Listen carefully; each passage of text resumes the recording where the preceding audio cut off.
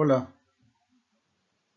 de nueva cuenta nos encontramos con una extensión del tema que vimos con anterioridad en lo que a las contribuciones o al derecho tributario o al derecho fiscal se refiere.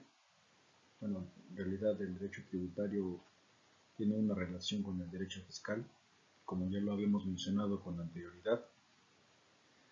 Vamos a continuar con esa ramificación debido a que es uno de los temas más extensos en lo que a las eh, pues sí, dependencias del derecho se refiere.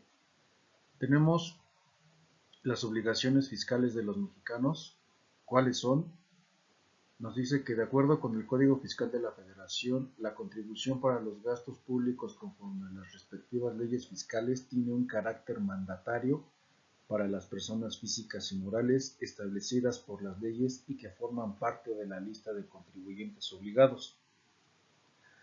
A su vez, esta regulación del Código Fiscal de la Federación está respaldada por el artículo 31 en su fracción cuarta de la Constitución Política, mismo que establece que son obligaciones de los mexicanos, en su párrafo cuarto, contribuir para los gastos públicos, así de la Federación como de los estados y del municipio, en que residan de la manera proporcional y equitativa que dispongan las leyes. Es decir, en México la generalidad de los contribuyentes está obligada al pago de impuestos, entre los que destacan el IVA, el ICR, el IEPS, el IDE, el impuesto predial, la tenencia vehicular. Además, la Federación debe cumplir sus propias obligaciones fiscales pagando las contribuciones expresamente señaladas en las normas fiscales mexicanas. Ahora, con toda esta información que les acabo de leer y de compartir en ese sentido, y continuando obviamente como les había mencionado al principio del tema pasado que también ya nosotros comenzamos a ver, es digamos como un resumen también de lo que se va desprendiendo del pasado. Entonces, estos, estas contribuciones son obligaciones que se tienen por parte de los contribuyentes y en este caso obviamente somos las personas que habitamos en este país y que de los cuales ya es un mandato constitucional, le habían establecido en el artículo 31, su fracción cuarta de la misma constitución. Entonces nos está diciendo que técnicamente en la federación, que es el país, que está dividido obviamente por 32 estados y por los municipios, de los cuales también en toda la República Mexicana son aproximadamente como 2.535 municipios y que de los cuales están, repito, distribuidos tanto en los estados como en el país. Estos, de manera equitativa y altamente proporcional, las leyes, estas, el IVA, el ICR, el IEPS, el IDE, el impuesto predial, la tenencia vehicular, técnicamente estamos obligados todos a tener que pagar estas contribuciones porque de manera indirecta o hasta de manera directa también estamos contribuyendo a los tributos que la misma federación establece y que en el principio de los temas, al menos de este tema del derecho tributario les mencioné como un derecho y una obligación que se tiene para mantener como tal todos los servicios y seguridad social, que es parte fundamental del gobierno que establece y proporciona a todos y cada uno de nosotros como mexicanos. Entonces, por ejemplo, al hecho de recorrer un punto A un punto B, por ejemplo, no sé, de la Ciudad de México o del Estado de México al Estado de Querétaro, tenemos que recorrer por dos vías, ya sea una federal o una vía eh, libre para recorrer y llegar al estado de Querétaro. En el punto A tenemos, obviamente, por lo que es la caseta, ¿no? La autopista, la México-Querétaro. Es un ejemplo, ¿eh?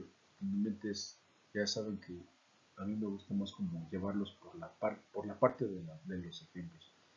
Entonces, Si necesitamos recorrer de un punto A a un punto B del Estado de México al Estado de Querétaro para llegar obviamente un poco más rápido y un poco más seguro, pues tendríamos que ocupar la autopista en la México-Querétaro. En ese sentido, sabemos de antemano que dentro de esas contribuciones está el pagar la caseta de cobro con un costo, de hecho técnicamente se pagan dos, y que de los cuales el costo por pagar, por, para poder pagar y transitar de manera libre y hasta cierto punto segura es el pago de esta cuota. Entonces se paga ese gasto y obviamente se le van imponiendo cualquiera de las cinco, de las cuatro, perdón, eh, impuestos, porque son como descuentos que se le van dando para una cierta cantidad por el tránsito, otra cierta cantidad que se va, no sé, a lo mejor para la restauración o el mantenimiento de esa caseta, o de esa vialidad, mejor dicho. Entonces, técnicamente todas las vialidades son, en la manera de lo posible, la mejor vía para poder mantener y llevar a cabo su manutención. Podríamos inclusive también hasta debatir en ese sentido y darnos cuenta que en específico volviendo al ejemplo de la caseta de la vía de la autopista de la México Querétaro, como también les había mencionado en el primer video, es una de las autopistas que siempre se la pasan en construcción, siempre se la pasan en mantenimiento, siempre se la pasan en ampliación, siempre se la pasa en X cosa. Entonces, pareciere que todas las personas que transitamos por esa vía, tanto de ida como de vuelta, es tantísimo dinero y parece ser que eh, lejos de mantenerse siempre en un estado de conservación, siempre está pues en mantenimiento, ¿no? La realidad es que no sé la falta de material, el 100% del material utilizado sea destinado para, bueno, no se sabe, eso ya en realidad las autoridades tienen la obligación como para tener que hasta darnos ese informe, ¿no? En ese sentido, cada vez que nosotros pagamos algo, se agrega esto, un impuesto sobre el valor de lo que tú compraste y lo que se deduce al tener que estar pagando como extra en una contribución directa o indirecta que va, como les había mencionado, al servicio del Estado, a las arcas del gobierno, que se le conoce como erario público, y este erario público es el que se va robusteciendo obviamente por las aportaciones de todos y cada uno de nosotros de manera directa o indirecta.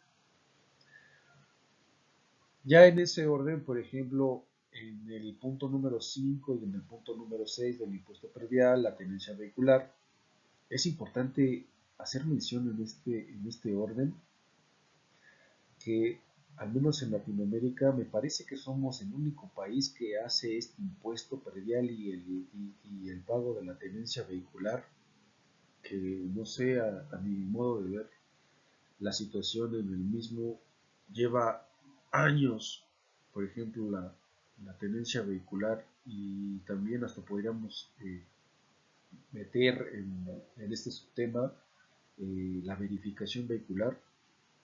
Son tres cosas que honestamente creo yo que no son como muy viables para tener que llevar a cabo, puesto que estás pagando por tener tus bienes, pagas un impuesto predial por el hecho de tener una casa, o pagas eh, como un permiso por tener, que te concede el gobierno, el Estado, por tener tu vehículo, a pesar de que ya lo pagaste, ya sea nuevo o usado, ¿no?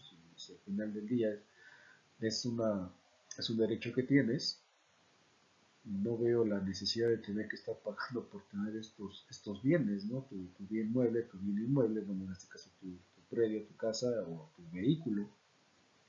Y esto es de manera anual, casi casi es como un agradecimiento que se le tiene que dar al gobierno y esa parte como que no cuadra mucho, no la veo muy viable, repito, pero al final del día es una contribución es un tributo que se tiene que pagar porque el Estado te lo permite, ¿no? Digamos, entonces, sí es algo que bueno, para mí no tiene ni pies ni cabeza, al igual de la verificación vehicular, pero bueno, finalmente es algo de lo que como mexicanos tenemos que estar contribuyendo. Dice en el último párrafo, además, la Federación debe cumplir sus propias obligaciones fiscales pagando las contribuciones expresamente señaladas en las normas fiscales mexicanas. Pues sí, finalmente es algo que también se debe de hacer, ¿no? Por parte del propio Estado. En realidad lo veo como sí, sí, efectivamente eh, debe de, pero creo que a veces no se justifica bien el resultado de esto. Ahora, en el último video también les mencioné yo a ustedes sobre la jerarquía de las leyes fiscales mexicanas como principales leyes fiscales. Ya lo habíamos mencionado, de hecho les ejemplifiqué con base en lo que era la pirámide kelseniana y que de la cual se desprenden todas las leyes en nuestro país, manteniendo una jerarquía primordial, la Constitución Política de los Estados Unidos Mexicanos, que es la que encabeza la pirámide, vaya, es la punta de la pirámide, y que de esta se van desprendiendo todas las demás leyes de arriba hacia abajo. Les mencioné que la Constitución es el alma mater, es la madre de todas las leyes, y en las cuales eh, todas las leyes que se desprendan, estoy hablando en ámbitos tanto de fiscales, penales, civiles, mercantiles, laborales, amparos, todas y cada una de las leyes que nosotros como tal conocemos, en realidad pueden ser, no sé, 35, 50, 100 leyes, de las cuales ninguna de estas se va a encontrar por encima de la Constitución. Este es como un dato histórico, cultural, por excelencia que todo mexicano debe de saber, ¿no? Entonces, en ese orden, la Constitución prevé, contempla, jerarquiza, señala, modifica, quita, pone, según sea el caso, apartados, párrafos, artículos, leyes, para la aplicación de estas en un país como el nuestro, ¿no?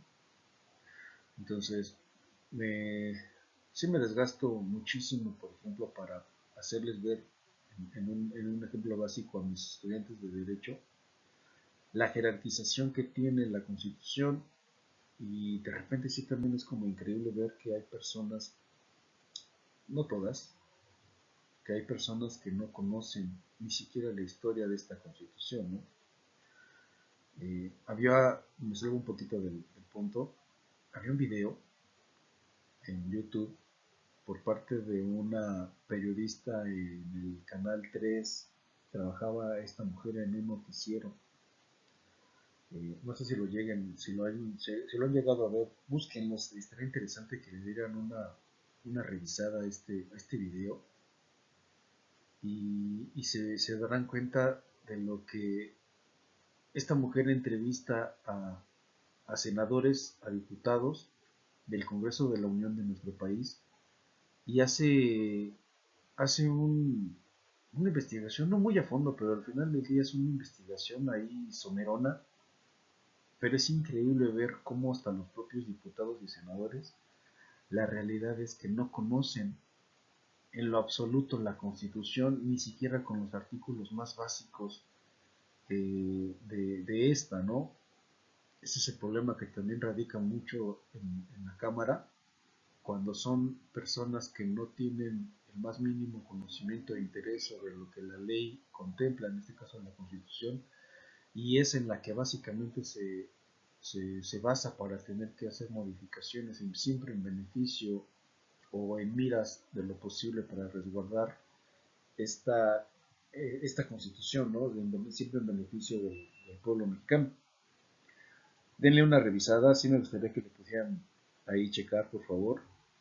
Eh, no recuerdo bien el nombre del video, pero Si lo buscan por YouTube, probablemente si le ponen ahí en el buscador de YouTube, no sé, a lo mejor eh, diputados y senadores, desconocimiento de la Constitución.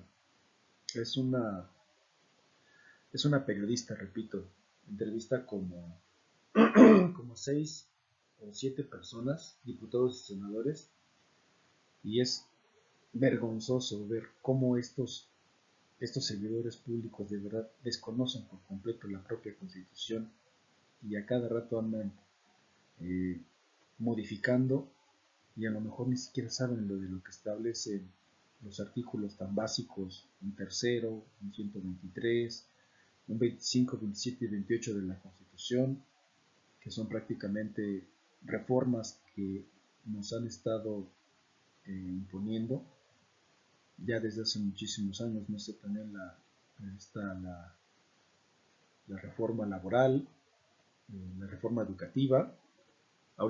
Está muy de moda la reforma judicial, que en muchos sentidos la realidad también es que no es muy viable que se lleve a cabo, pero bueno.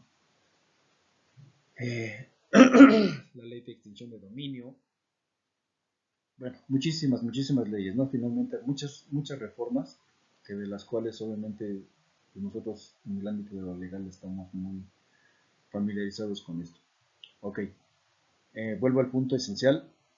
Entonces, nos dice que la Constitución, hablando de la jerarquía de las leyes fiscales mexicanas, nos dice que es la máxima norma jurídica en el país que rige sobre todas las demás, lo que en pocas palabras quiere decir que siempre tendrá la decisión final ante un juez durante alguna controversia presentada, es decir, si alguna otra ley establece cierto lineamiento que contravenga lo establecido en la Constitución mexicana, prevalecerá esta por encima de la legislación menor. Los artículos constitucionales que hacen alusión a la materia fiscal son el artículo primero, 14, 16, 25, 27, 28, 29, 31, fracción cuarta, 72, apartado H, 74, fracción cuarta, 76, fracción primera, 89, fracción primera, segunda y tercera, artículo 90, 131, 133 y 134. Ya entrando de lleno en el ámbito fiscal, la jerarquía de las principales leyes fiscales de México aplica de la siguiente manera. La primera es la Ley de Ingresos de la Federación, los tratados internacionales de los que México sea parte, al menos en Latinoamérica. Nuestro país forma parte de 17 tratados internacionales.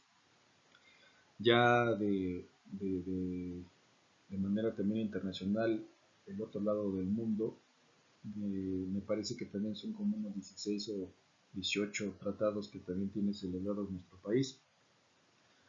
Números más, números menos, ¿no? 3. Ley Federal de los Derechos del Contribuyente, leyes ordinarias, ley del IVA, ley del ICR, ley del IEPS, ley del ISAN, etc. 5. Reglamentos de las leyes ordinarias, Código Fiscal de la Federación y su reglamento en el número 6. 7. Derecho Federal Común aplicable en casos no estipulados en las anteriores leyes. Ley Federal de Procedimiento Administrativo. 9. Miscelánea fiscal. 10. Decretos, acuerdos, circulares y reglamentos orgánicos. Sin embargo, hay que tomar en cuenta una consideración sobre el Código Fiscal de la Federación, y es que ante la ausencia de una ley específica se aplicará lo que dicte dicho código, esto por encima de la misma observación aplicable en el caso del derecho federal común, de manera que la prioridad resolutiva la tendrá el Código Fiscal de la Federación. Es decir, este último párrafo, en dado caso de que el Código Fiscal de la Federación no contenga o no contempla algo en lo que la ley establece, se puede echar mano de manera supletoria de alguna ley que también se tenga para poder regularizar. El chiste de esto es eso, regularizarlo. Entonces, de la Constitución se desprende. Y hablando ya en materia fiscal, se puede aplicar el Código Fiscal, la Ley de Ingresos de la Federación, tratados internacionales, etcétera, etcétera, etcétera. ¿Vale? El siguiente es una liga de YouTube que también me gustaría le pudieran dar una revisión para que estemos en el entendido de lo que las leyes aplicables del Código fiscal o sobre todo las leyes, en específico de la ley del ICR, del IEPS, el IVA, para ahondar un poquito más en torno a lo que estas leyes como tal establecen. Entonces, para que sí le vayamos dando una revisión y podamos estar en el mismo orden, ¿no?, del entendimiento, o sobre todo ampliar la información que les acabo eh, de, de anexar también. Déjenme buscarles lo que les mencioné en lo que a la investigación que se llevó. Es que sí me gustaría compartirlo, es algo que hasta te da risa y de repente te da vergüenza, para que nos demos una idea, que son personas que inclusive están allí por el voto, elección popular, y al final del día ni siquiera saben lo que están legislando estos planos. Miren, lo pueden encontrar como diputados desconocen el contenido de la Constitución. Es un video que data desde hace 7 años. Es un video, pues sí, algo ya viejón, pero al final del día mantiene una información súper fresca en ese sentido. Sí se los comparto así tal cual, dice: diputados desconocen el contenido de la Constitución. Entonces, revísenlo porfa y me hacen comentarios alusivos a esto como una actividad en ese sentido.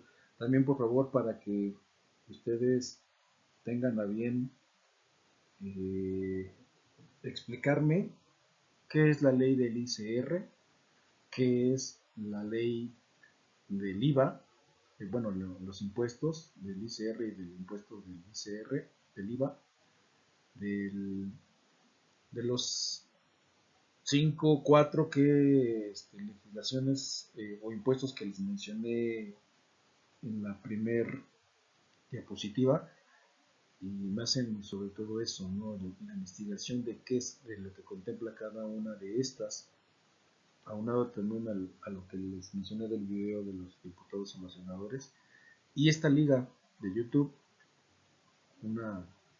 que le ingresen por favor, para que extendamos un poquito más la información con respecto a la ley aplicable o la jerarquización de las leyes, que también eso ya lo hemos mencionado, pero no está por demás el poder ampliar esta información, ¿vale?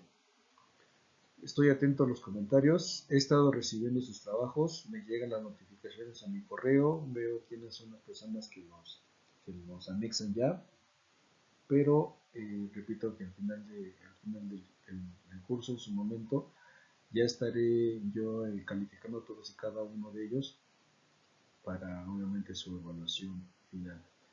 Sin más por el momento, bueno, quedo de ustedes como su más seguro servidor y amigo. Muchísimas gracias por su atención y nos vemos en el siguiente. Gracias.